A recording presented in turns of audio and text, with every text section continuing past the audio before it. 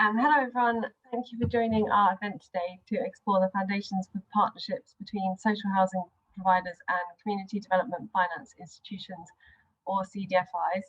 I'm Eleanor and I work in policy at Responsible Finance. We are the industry body for CDFIs, and this workshop is part of the series of events we're holding called 10 times RF to increase awareness about the sector. So some quick housekeeping. Today's format is a workshop, and at around 1:10 we'll be going into some breakout rooms. Before this, while the panelists are speaking, feel free to use the chat function if any questions come to you, and we'll get to them at the end if we have time, and if not, we'll try and cover them in the follow-up. And be aware that today's main session is being recorded, but the breakouts won't be. So we've got a really good lineup of speakers who I'll quickly introduce now. We have Justin Freeman, Director of Income Maximisation at ForHousing, to talk about the financial health of their residents.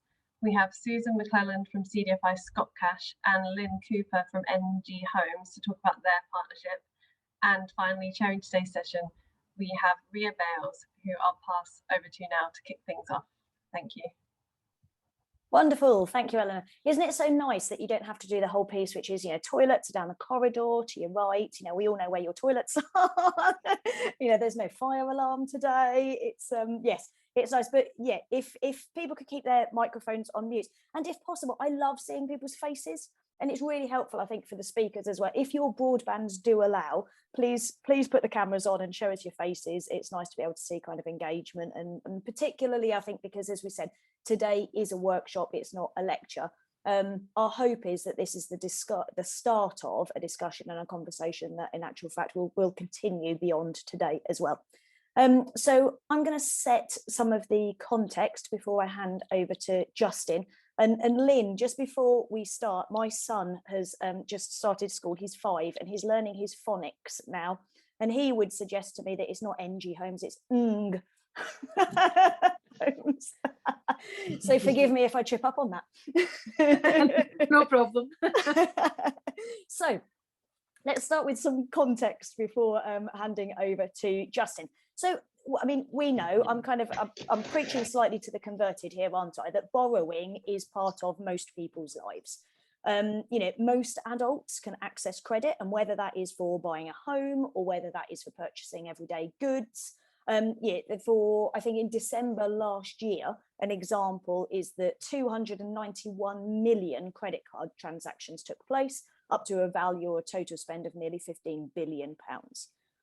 Credit provides a necessary safety net for people to be able to cope with either things that they've planned or, of course, the unforeseen things in life events as well. So I think, let's start by recognising that credit is part of people's lives, and many people don't have the luxury of being able to choose whether or not to use it. Social housing tenants, because we have lots of our housing association friends here today. Social housing tenants obviously quite often will struggle to access affordable credit, and that is because largely compared to the general population, they're typically poorer and have lower financial resilience. I think kind of daily life events that are faced by many people can push those in kind of lowest income brands into debt. And of course, as we all know, that can be caused by everyday events. Children have that horrible habit of growing. They constantly seem to need more shoes, a school uniform. The washing machine has a nasty habit of breaking down once in a while. These things just happen in our lives, don't they? And of course, there are other life shocks, such as loss of employment, incapacity, etc., etc. Of course, I think when unable to borrow from maybe people that you might turn to, like maybe family or mainstream high street lenders, many residents will turn to high cost lenders. That's often because it's hard for them to evidence their creditworthiness, and obviously coupled with, I think, just the ease of which they can borrow as well. Of course, there is that kind of, so the poorer you are, the more expensive the debt is, of course, isn't there? And debt, we know, then can spiral and become more and more and more unmanageable. Housing associations, predominantly the people on the session today, we have housing associations and CDFI colleagues, and of course you all hold common values, I would suggest. A shared mission to improve the well-being of people in vulnerable circumstances. And we've got that support of people that are trapped in a range of poverty situations, whether that is financial, that might be fuel poverty, all sorts. So collectively, we want to encourage the two sectors can play a really, really significant part in improving the financial resilience of people in those vulnerable circumstances. So why is affordable credit a good thing? So we know that housing associations do an absolutely wonderful job on offering a really wide range of support. It is most of the time for housing associations not just about building homes and maintaining them. There is a much, much broader social purpose and sense of responsibility around the services that they provide for their residents. And we believe affordable credit should be considered as one such option in their toolbox of all of the support that they can provide. We know, of course, that affordable credit can help build financial resilience. It can help people bridge those kind of income shortfalls in a much kind of sustainable manner. Affordable credit, of course, offers the alternative to the payday loans, and the kind of the nasty situation that people can find themselves in, where people can access that type of credit really, really quickly, but at just horrible extortionate types of rates. And we know that 5.6 million people in this country have one or more high cost loans.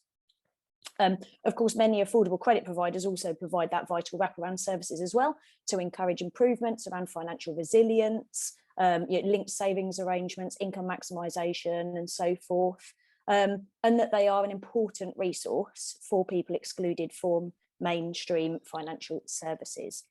Affordable lenders, of course, can also be much more flexible if people experience payment difficulties. There's flexibility that is set out in collection policies, ethical approaches around borrowing and rescheduled payments. And those high cost lenders, including payday lenders, doorstop lenders, rent to own schemes, loan sharks and such, I think that what we're looking, and there's the opportunities for us to bring is to really try and drive that out of people's lives and the options that people feel as though they have facing them. So Fair for All Finance commissioned a report by Campbell to Kell to carry out a bit of research on the prospects of trying to increase financial resilience and well-being of social housing residents through providing affordable and accessible financial products and services. We asked them, or the purpose of that really was just to try to understand some of the activities undertaken by housing associations and community credit providers to try to promote the kind of the common ground that we're all looking towards. What we wanted to do was to learn what worked well, identify some of the barriers, and explore new partnership opportunities as well. So today is kind of the start of that, and we're really looking forward to getting into some discussions around that. Together, as I said, we feel as though we can really drive out that demand for high cost credit, and that there's a big opportunity for all of us to play a part in having that opportunity to build tenants' kind of financial sustainability through appropriate levels, good effective levels of support. So we forwarded around, hopefully most of you received this, so we forwarded around the models that that report came up with. And we're going to draw upon some of those in the breakout groups that we'll have a bit later on. Just to very quickly summarise and just go through some of those, we shared 5 with you. Now the concept of the first one being referral only. So many housing associations just are referring residents to affordable lenders at a certain point. It's quite often at tenancy sign up stage. Then we have a second one, which is the targeted referral. Housing associations have amazing rich data and stuff. In actual fact, if they can use that data in order to be able to segment and to target people that really need it, then we'll be able to kind of put in place a range of kind of supportive measures by targeted referrals. The third option was loans underwritten by housing associations. So the housing association refers to the affordable lender and underwrites the loan offered.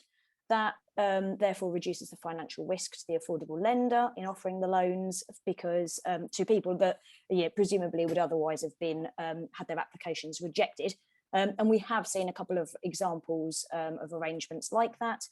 The fourth would be loans and advice provided by the affordable lender. So the affordable lender does it, not just provides affordable loans, but a wider financial advice for tenants, which is part of the core offer. We know of kind of many lenders. If the housing association advertises the service and directs their residents to this when support is needed, some of the really interesting things that we've seen in examples that we've seen there, and it's not necessarily just with lenders, but with kind of other partners that are working in the same space as the housing association, is things like shared office space. When you've got neighborhood offices and such, the drop-in centres and things, and being able to share and kind of co-locate. I think the advantage of that is that you've got a resident is in a place of familiarity and there's some trust and such there. Perhaps part of the downfall of that is with a move to digital first, we're seeing quite a lot of housing associations perhaps pull back on some of those kind of neighbourhood properties that are around there. And then the fifth one is loans for white goods and household necessities. So the housing association advertises a scheme to its tenants. They can apply for loans specifically for kind of buy white goods, household necessities, and maybe even prepaid cards, for example, for use of kind of essential shopping and stuff.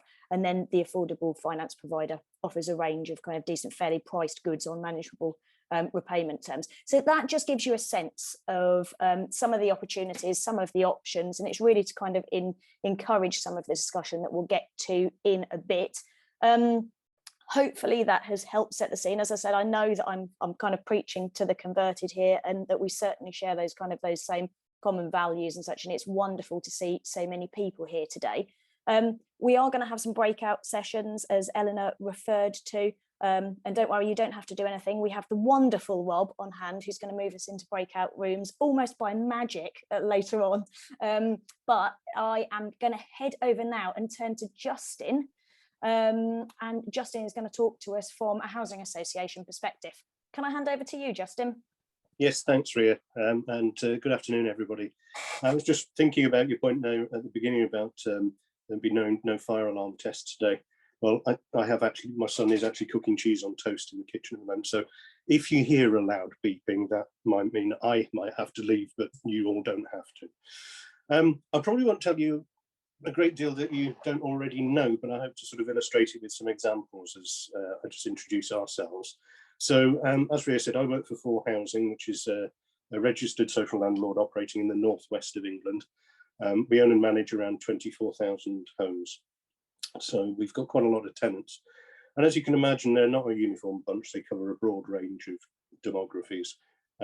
Just looking at some of the stats yesterday, we've got 79 tenants under the age of 19 and 79 tenants over the age of 95. So that just sort of gives you an illustration of the breadth of people that live in the properties that we look after. So around a quarter of our tenants are retired, or pension age, and around a third are in paid employment. The segments then get smaller as you go. So we've got about 13% of our tenants who tell us they're unable to work, they're unable to seek work due to illness. Around about 12% are out there actively seeking work at the moment, and then there's a range of other things then, full-time education, apprenticeships and so on, in the smaller parts of the demography there. So I said we were a social landlord, and I think just to emphasise the point that Ria made, that means that we're a landlord, but we have a social purpose. We have a mission that will probably align to almost everybody's in the room today. The way we talk about it is that we say that our mission is improved lives. We want people who interact with us as an organisation to come away from that interaction with their lives a little bit better. And the way that we say we're going to go about that is by being an agile organisation, which is about learning, improving and responding to change at pace, and being truly customer focused, understanding what tenants need and want. We will generate economic value through being efficient at what we do, and create a surplus through which we can then invest in social value, which is really about improving the well-being of both tenants and the communities in which we work. So that's a lot of strategic mumbo jumbo. What does that mean in practice? Can I give you a practical example of that? So we've done the bit of work that says that, I think again this aligns to something that Ria said, tenants moving into a property fresh, that's an opportunity of real financial pressure for people moving in day. there's furniture you need, there's white goods, as you said, there's pots and pans, there's food you need to put on the table, there's knives and forks, there's all that stuff. Some of which you might be bringing with you from somewhere else, some of which you need to get. Now, we had an opportunity then to look at that, and there were a range of things that we could do in the past. Some social landlords have gone down the route of doing furnished tenancies, which tend to be quite expensive, and they also tend to be quite expensive for housing associations to administer as well. We looked at also then partnering with people who can offer credit, so that you can source a range of things, as you said, maybe a white good loan scheme and things like that.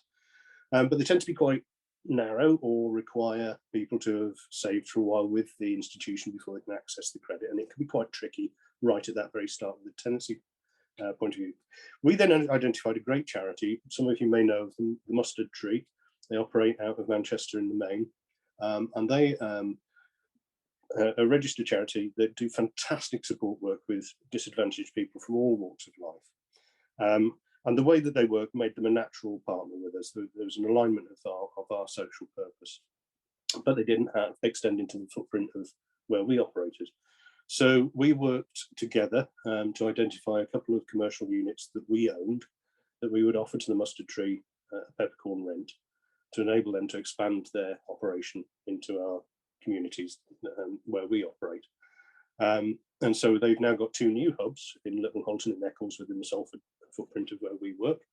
And then tenants and anybody in the community is then able to access low-cost food through a food club, right the way through to, as I say, the 3-piece suite and the bed when you move into the property, all at a significantly low cost, and all of the money going through that supports a charity to continue to reinvest in training young people and moving them towards the employment market. So it's a practical example of how we've used economic value that we've generated to invest in social value in the community that affects not just our tenants, but everybody in that whole community. So what else? What are the sort of things we do? So clearly we're a landlord, so we let homes, we repair homes, we collect rent, stuff that you would expect, but we also build new homes. And some of the exciting things that we've been able to do recently have included, and I can say this now this week, an award-winning scheme, which has been designed to be, yes, thank you, let at below social rents. So we've cross-subsidised this, again, from generating economic value elsewhere in the organisation, so that the rents are even below what you would normally call a social rent.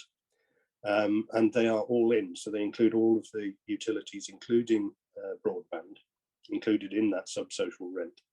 And that's specifically aimed at helping people to avoid homelessness. So that's, again, another example of how we can use economic value to create social value and to reduce the financial pressure on the household, to enable them to focus on identifying and grasping those opportunities to move themselves on in their lives. Our core strategy is the wellbeing strategy, and that the core thread in that about prosperity, which is very much in line with what we're talking about today, which is about reducing poverty, increasing wealth, maximising income, and making sure that people are financially resilient. Just thinking while Ria was speaking this morning, a couple of things that we should specifically mention that housing associations generally have been involved in, and one that we're with the 1 or 2 others are piloting. One is the rental exchange, which was a piece of work that we started work on a few years ago, quite a few years now, around helping tenants with their credit file. So we all know that when you pay your mortgage regularly, that has a positive impact on your credit scoring. It was long argued, and is now being created as successfully, that successfully maintaining a rent account should look like a mortgage account as well. And so through the rental exchange process, just by keeping on top of their rent account, helps to improve people's credit score. So that's something that generally people are involved in. Another is the Rent Flex scheme, which enables people to, most housing associations charge the rent periodically, weekly in the main, some have monthly tenancies, equally throughout the year. The Rent Flex scheme recognises that people have seasonal fluctuations in their income, and allows tenants to work with the housing association to overpay rent in some parts of the year and underpay in other parts of the year in order to accommodate those ups and downs in either income or expenditure. You know, the school uniform is a classic example there that we had talked about before. And that's just building on a very long history of housing associations providing non-rent weeks at key pressure points like Christmas. So there's lots there around the social mission. I am not going to pretend that that's the only reason that we do this. Helping tenants with financial well-being is also clearly good business sense for us. Stable, long-term lets of financially resilient tenants means that we can more or less guarantee our income. It supports our viability, our long-term business plan, and allows us to do funky things like building sub-social rent properties for tenants in low income. So just finally then, just to move it on. So I said we've got a broad range of demography in tenants. Clearly we have, and those demographics obviously include people on low income, on 0-hour contracts, in short-term employment or seasonal work, with very limited savings or access to financial support. And in many cases, that also means low online access levels as well, and digital exclusion and the poverty premium are things that they're all familiar with. So it's socially responsible for us to try and alleviate all of that hardship. And we need to recognise the risk goes further than just paying back more than they need to pay back, and actually, you know, access to credit costing people more. The impact of not understanding what arrangements they're entering into can have long-term damage as well. So this point around, oh, it's just a catalogue, it's not a doorstep lender, I just buy these things through the catalogue. And not understanding that missing a payment on the catalogue affects your credit rating as much as anything else. Mentioned the poverty premium, the online access issue around getting better offers, mobile data and broadband costs. But that was an accurate prediction. A teenager. I'll just check for flames and then I'll leave him to it. Yeah, we're all right, no flames. Right, but the serious point I was making there around the serious impacts of debt, there's a very clear line to issues around mental health and debt, clearly. And all too often we can also identify from a landlord point of view a broader issue around crime, around county lines and the movement of illegal substances across county areas, and cuckooing, where our properties are sometimes overtaken by the nefarious. So there's lots to deal with and unpack around that. So if you talking about segmentation, as Ria was, if you think about our tenants, there will be a segment who are in reasonably good employment. They will have a good credit footprint. They maybe even have some savings. If they need to access credit and they get that financial shock, they can access low-cost, high street, mainstream banking. They're okay. We've got a middle group who might be in and out of work, maybe not quite so financially stable. They've got some awareness of kind of illegal money lending and high-cost credit and things like that. They're probably more likely to turn to family and friends at the moment if they get that financial shock. But there's an opportunity. Some of them will be using CDFIs and credit unions where they're able to do. But for some with the low income, the no savings, the thin or poor credit file, that high-cost doorstep lending and the friend down the pub actually makes some sort of positive sense to them, because it's instant access to cash when they really need it, and they don't feel that they've got access to the high street stuff. And just to illustrate that point, last year we, with a number of other housing associations, did some work with the National Housing Federation to talk to new universal credit claimants. And we know moving on to universal credit is a financial shock in and of itself, and surviving that first initial period. We spoke to 3,000 universal credit claimants, so it's quite a significant survey, and we're actually rerunning it at the moment. And when they said that they needed to access some financial support whilst they were working through that period, we asked them who did they turn to. And 4% turned to a credit union or a CDFI. These are people who needed credit help. 4% said they turned to a credit union or a CDFI. 3% said they openly said they went to a loan shark. 7% went to a doorstep lender. And then the biggie, I always love this, 56% said they went to family and friends. So we know there's a lot of other high cost lending going on within that group as well. So I think it just demonstrates the distance perhaps we've got to go. It represents that opportunity. Is this a really good opportunity where we are right now? We've seen the threat, if you like, from the payday lenders in recent years. We all cheered when Wonga went bust. We're all cheering now that Provident are no longer lending on the doorstep. But they were saying, I'm sure I read you, other people on this call will know the figures better than me. There's something between 300,000 and 400,000 people on the Providence books when they decided to stop lending.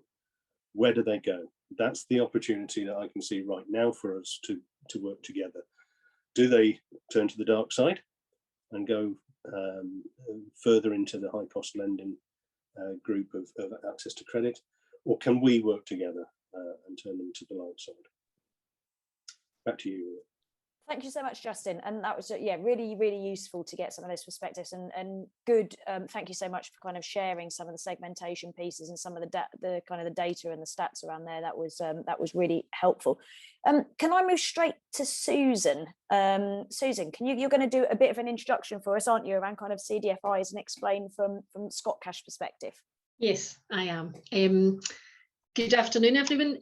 Thanks very much for inviting myself from Scotcash and Lynne from Ng Homes to speak to you today about our partnership and how we, as a CDFI and a housing association, work collaboratively, and how successful relationships can be encouraged and nurtured between organisations like ours.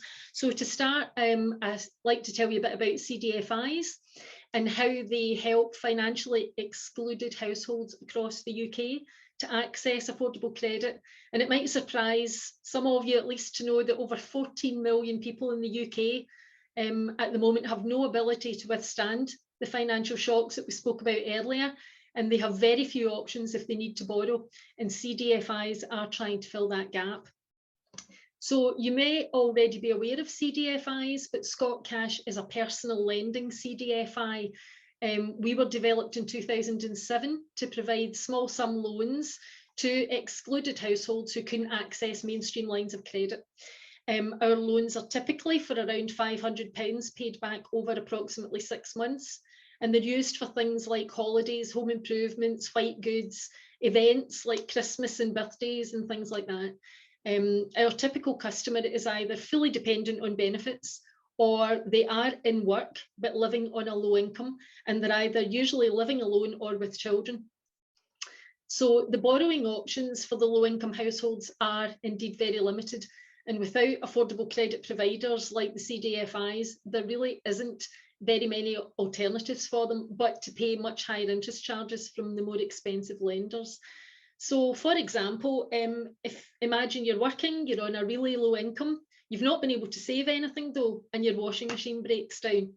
So let's consider the £500 loan over 6 months. It's not something that your mainstream bank is likely to help you provide, because they don't really like to do anything below 1 to 2,000. And as a rule, they won't consider benefits as income. So you could approach a payday lender or a doorstep collector, but you will pay what has already been mentioned as the poverty premium, where those who have the least pay more than the better off households for access to the same financial products. And it might surprise some of you to know that a significant number of people in the UK pay back almost double what they borrowed originally. So the affordable credit providers and the CDFIs are certainly not as cheap as mainstream lenders, but we do offer a valuable and fairer alternative.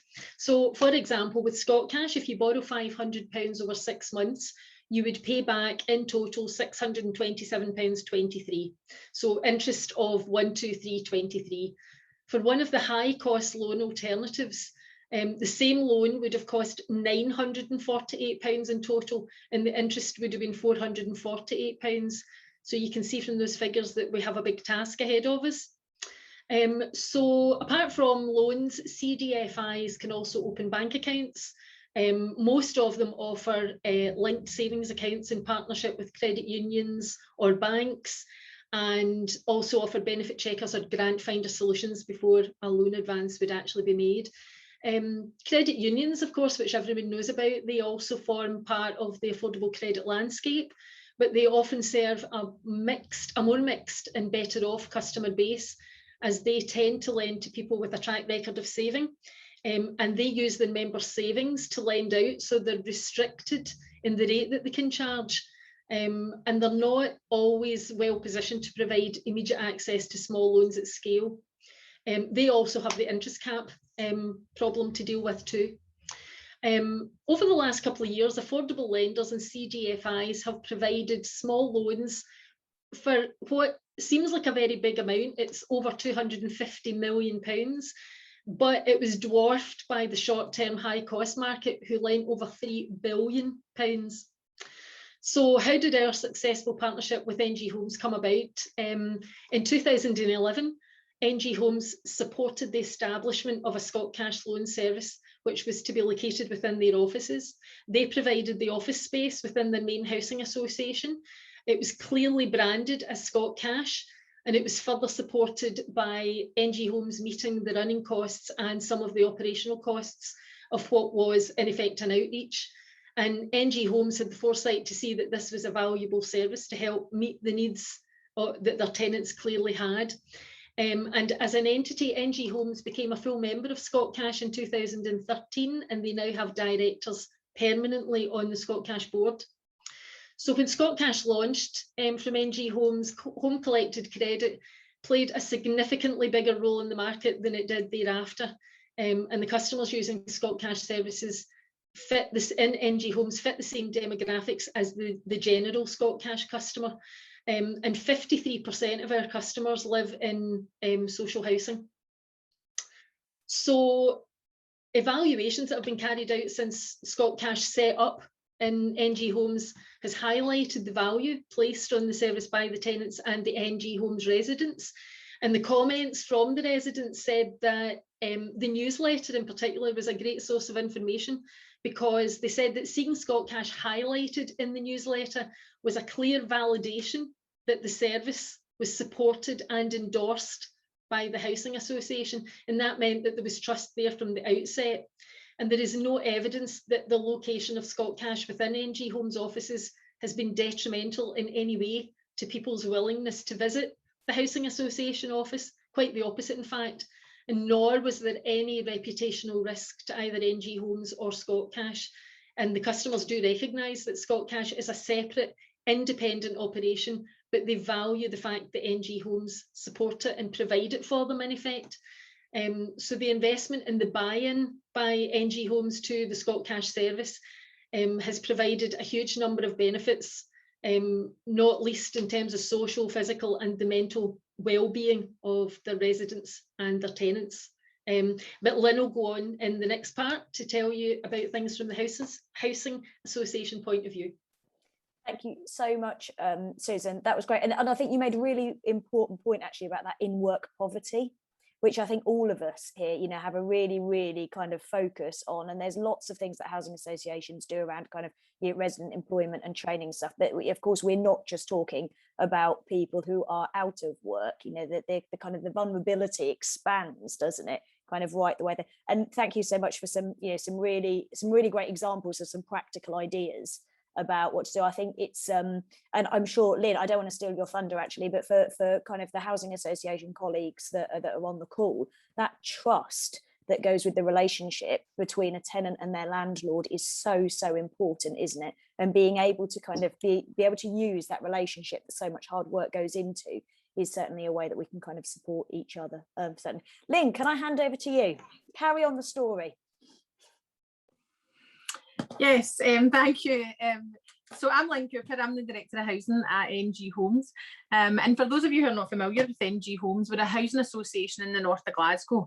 We're a housing association, you know, similar to what Justin was saying, we don't just think about houses in terms of bricks and mortar, we're much more than that. And we have a huge amount of regeneration activity, and that's physical, social, economic.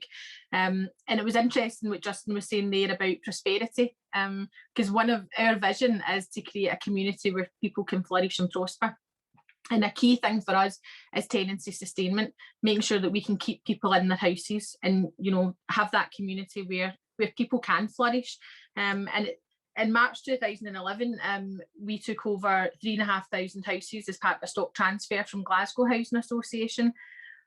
And that meant that we more than doubled overnight to 5,500 houses. And you probably think, well, why is that important? But it's important actually because of the size of the north of the city of Glasgow. And that meant really that we had most of the houses in terms of social housing in the north of Glasgow.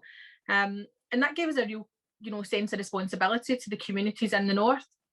3 of the areas that we serve, if you like, are within the top 20 within the Scottish Index of Multiple Deprivation. So for us, that's a huge responsibility in terms of the community that we deliver in. And if you think about our tenant base, 74% of our tenants are relying on universal credit or housing benefit. And that goes back to what Ria was saying about, you know, people who are not able to access the same type of funding, the same type of loans, if they're in that real kind of low income bracket, and particularly reliant on benefits. So that meant that when we were presented with the chance to work with Scotcash, we've seen it as a really positive opportunity to assist our tenants, but not just our tenants, the wider community, and tenants that would be tenants of neighbouring landlords. The north of Glasgow also only has 27% occupation. There's a high concentration of private landlords and mainly social housing.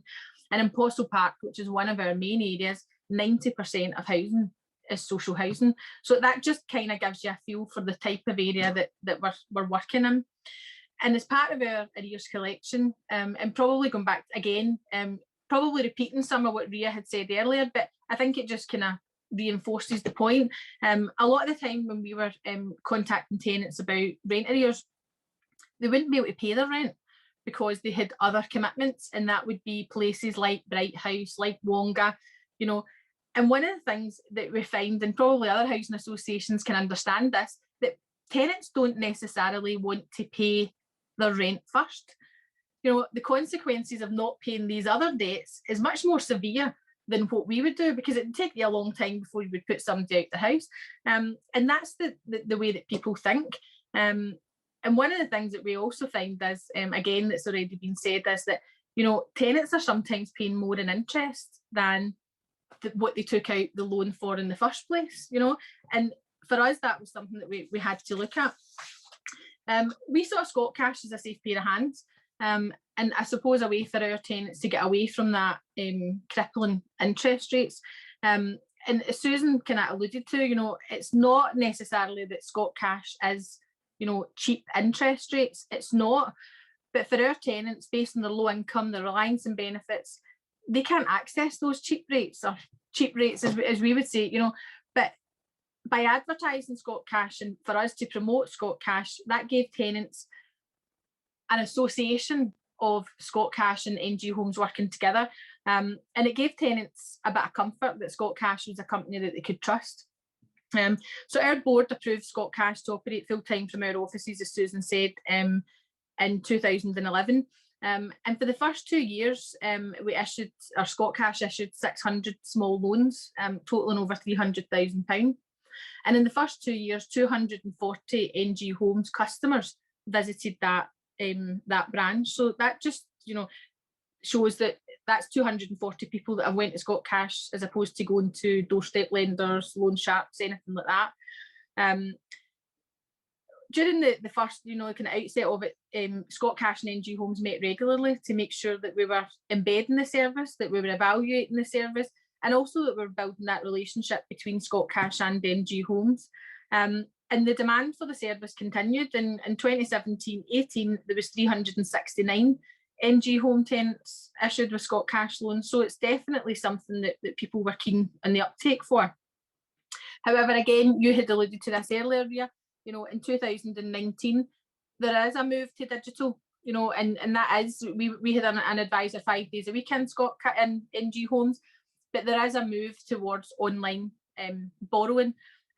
So what we have done is we've worked with Scotcash, and we have reduced the service, but it's 2 days a week now, and that's really for the people who still need that face-to-face contact.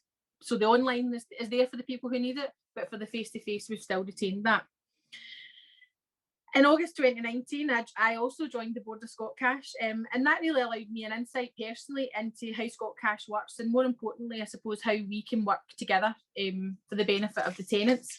And in 2019, it was a really busy year that year, we commissioned an evaluation of the Scotcash service for Ng Homes, just to find out, what was an independent evaluation. And we found that applicants in the G21, G22 area in which we operate are slower to embrace online learning, I was going to say online borrowing. And that's why it's so important that we have that branch at Ng Homes for those people who still prefer that branch-based approach. And in 2016, the percentage of lone parents from our area, again, accessing Scotcash was 43%. And the evaluation also showed that Scotcash actually see 8 times the national average of lone parents, which goes a long way to addressing child poverty. And just in figures released yesterday, the statistics say that in Glasgow, 1 in 3 children are living in poverty. So anything that Ng Homes can do to try and alleviate that, then we would have to do it. And as Susan said as well, there wasn't a negative impact on the reputation of Ng Homes or Scotcash. And at first we thought that people might not come in and see Scotcash, just in case, they were caught by their housing officer and they had rent arrears. But that never really happened. They were quite aware that it was 2 separate entities, and also that it was definitely a better approach than having to go elsewhere. And the tenants actually that were interviewed as part of the evaluation were full of praise for Ng Homes, because they were saying, it's given us somewhere to go to, and it's somewhere that's trusted, and it's somewhere that we can, we know that we've got flexibility. And just a couple of quotes from tenants, they were saying, I don't have any other options, going to a bank isn't an option for me. Provident was too high, Bright House, the interest rates are astronomical, and Scotcash is much fairer in relation to other providers out there. Somebody else said, interest is much better with Scotcash, and they didn't want somebody coming to their door. So that meant, again, the need for, or shows the demand for Scotcash. And I think, for me, it just shows how, as an organisation, it's a responsibility, I suppose, on us to make sure that we can try and keep our tenants away from those doorstep lenders and high interest rates. But the conclusion of the evaluation that we did was that continued support from Ng Homes would provide substantial physical and social and financial benefits to the tenants in the area that we serve, and that the continued presence of the branch within Ng Homes will be beneficial to address financial exclusion. And that was absolutely the reason why we started working with Scotcash in the first place. And 10 years later, I think our partnership with Scotcash continues to go from strength to strength. And I was asked, as part of the kind of, what would you call it, in order to do this, how does the work with Scotcash align with our values? And I think for me, the work we do with Scotcash just plays a huge part in that, because, if we think of our vision is to create somewhere where people can flourish and prosper, then absolutely that's what we're doing in our partnership with Scotcash. So that's me. Thank you. Wonderful. Thank you so much, Lynn. And I'm really interested actually about the kind of the board type of position, because I think, if you've got some of those shared kind of directors on the board, I think you're linking a lot of the kind of the strategic thinking and the governance kind of bits in this. And I think that's really, really interesting. It's certainly good. I think, Lisa, I think that you picked up as well, Lynn, on the tech kind of aspects. I think there are opportunities around kind of the technology piece, and a lot of the digital first is in response to actually how customers want to be able to access services and that type of thing, and there's probably opportunities there. Niall has put, if I've pronounced your name correctly, has kind of put some thoughts into the chat there as well, which is I guess painting a bleak picture, which is what we have all kind of skirted around, I think, probably today, in terms of what the context and the environment actually looks like. Why don't we continue then this discussion? And my friend Rob, up on what I can see on the top left of the screen, is going to magically put us out into breakout groups. You don't need to do a thing, I don't think. And we're going to be carted off down the virtual corridor into some breakout spaces. Each of the breakout groups will have a facilitator from either Fair for All Finance or Responsible Finance. They will introduce themselves when we get into those virtual rooms. And then we have got just less than half an hour and then we'll come back in and we'll do some feedback from those discussions so we can share some of the ideas. Brilliant. Welcome back, everybody. So I hope that they were fruitful conversations. What I'm going to do is I'm going to ask each of the facilitators, which is going to be a wonderful test for me, to go around, and we literally have kind of a minute or two, so maybe a top couple of points of the things that were talked about in the group before we then start to wrap up and have some of the closing remarks. James, can I come to you first? Certainly, Ria. Yeah, I'll do my best in a minute. So really interesting discussion. I think kind of summary takeouts in terms of common ground. I think we're looking at the same problem from different perspectives, really, I think slightly. So lots of common ground around kind of fuel poverty, furniture poverty. In terms of achieving stuff from partnerships, I think there's two things there. There's the kind of increasing awareness and access to affordable credit, but also there's the reducing the mental health burden of people being in arrears, I think, and that's something that really came across importantly. So I think a couple of things there. I think where we had some really rich discussion was around what needed to make them succeed. So I think that real alignment in values there with organisations that you're working with, kind of organisations being able to look at the bigger picture and kind of see those opportunities there. But two really big things I think that came out were actually there needs to be a really powerful argument amongst all of the other things that I think housing associations in particular are juggling and trying to save money on. There needs to just be a really powerful argument for those partnerships. Part of that is data, I think, and some of that's missing. That kind of joined up, kind of showing our workings of actually what's the so what, and you know why should we do this. And the point very quickly on that was actually getting customers involved is really important. You know, it kind of collectively going out and talking to customers about what are the pain points, what can we do to help, what solutions would help you, would kind of really help design an offer that's much more targeted to demand. Wonderful. Thank you so much, James. Good timing too. Eleanor, can I come to you next? I'll do my best. We covered a lot of ground, kind of on the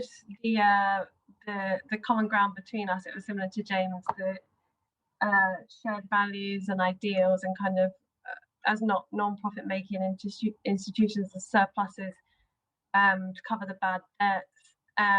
We spoke a fair bit about kind of the barriers, and one barrier that kept coming up was with staff, and particularly kind of the importance of affordable credit and CDFIs trickling down to the frontline staff and having their buy-in, and that was quite a big issue. And even for organised CDFIs that have successful partnerships with housing associations, when they've tried to replicate them with other housing associations, they've kind of fallen at the first hurdle because of this. And another barrier which came up was kind of a lack of awareness about regulation as well. And then we just spoke towards the end just about how we need to kind of build this holistic picture of this community banking model, and just kind of articulate more clearly where everyone fits in, where the credit unions fit in, where the CDFIs fit in, where mutual banks fit in, and just to kind of to have that holistic offer for tenants, and kind of start with that as a vision, and then work towards that through partnerships. So wonderful. Lovely, brilliant. Finn, can I come to you?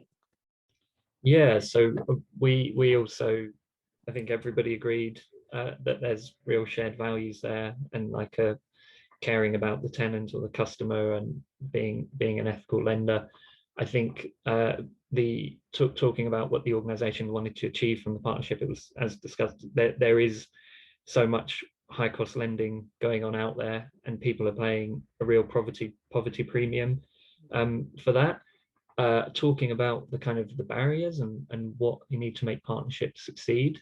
Again, it talked about the value of having that mutual trust, and having an organisation who, you know, shares the same values as you is so important to it. Also, an interesting point about independence. So Scotcash and Ng Homes had benefited from having that kind of stamp of approval and co-locating and being in the same place. But we were talking about how tenants sometimes treat the housing association as, you know, just can view it as a rent collector, and are kind of concerned about that. And having somebody independent who you can point to as kind of trusted, but isn't going to be reporting everything to the housing association is a real benefit. We're also talking about housing associations who are kind of new to this, how education and raising awareness of what the options are, like the different roles of credit unions versus CDFIs, and the kind of the advantages and disadvantages of both those models, depending on what you'd want from it. We also talked about FCA regulation and how kind of greater guidance around understanding the full implications of that would be really useful, and how that is off-putting for housing associations, and also thinking about what a smaller organization who maybe doesn't have the resources do that. So I think something for us to be thinking about in terms of what we can put out there to really help the housing association sector learn more about how to do this. Yeah, great, thanks, Ben. Jamie, can I come to you? Yes, certainly. So Lynne was in our group, so we've heard about her successful partnership, Ng Homes' successful partnership with Scotcash earlier anyway. So in terms of common ground between housing associations and CDFIs, clearly housing these days is about so much more than just handing over a set of keys. Things have changed a lot in the last couple of decades. For people who've worked in housing associations will be well aware of that. And in terms of that common ground, it's about creating wealth in communities rather than having the wealth extracted out and taken away from people's communities. There was discussion that with Provident and the probable collapse of doorstep lending home credit market, CDFIs can and should come into their own here, because there's a real risk that otherwise housing associations, residents who were home credit customers will be driven into the hands of much higher interest lenders and won't be able to pay their rents. So there's a lot of common shared interest. We know in terms of what an organisation wanted to achieve from a partnership, well, we know what Ng Homes wanted to achieve, because you heard about it earlier. But also within our group, we had another housing association representative who talked about, having wanted to enter into a partnership in their case with a credit union, and the potential barriers to that.